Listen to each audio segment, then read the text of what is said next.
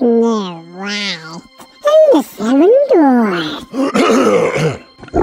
Snow White and the Seven Dwarfs.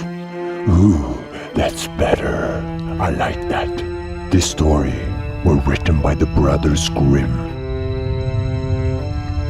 Once upon a time, in deep winter, a queen was admiring the falling snow. And let's not forget Animation by Ella Lily. the queen saw a rose glooming in defiance of the cold. Reaching for it, she pricked her finger, and 3 drops of blood fell.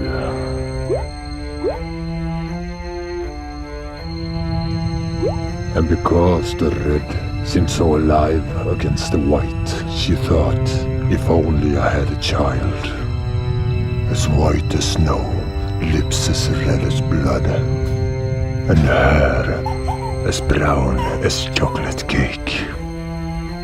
Soon after, a daughter was born to the queen, and she was named Snow White. And so the little girl really did grow up. Her skin was as white as snow, her cheeks was as red as blood, and her hair was as brown as chocolate cake. And then the little girl just kept on growing, and she kept on growing till she outgrew the paper that Ella was drawing on. Now this Snow White was not just like any other Snow White.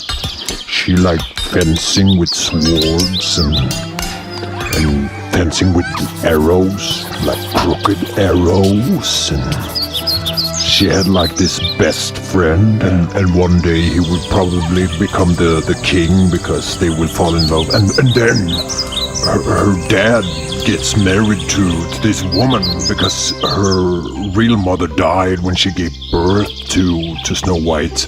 So now he's marrying this other woman, and then one day he decides to go to war. And this will leave Snow White alone with her new stepmother.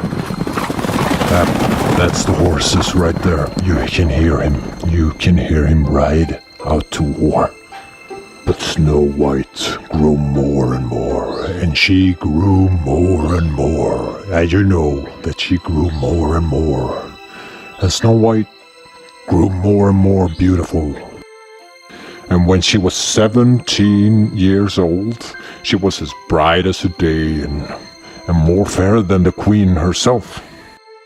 The queen had a fairy looking glass, or a mirror, and she used to look at herself in the mirror and ask, "Tell me, glass, tell me true, of all the ladies in the kingdom, who is the fairest? Tell me true."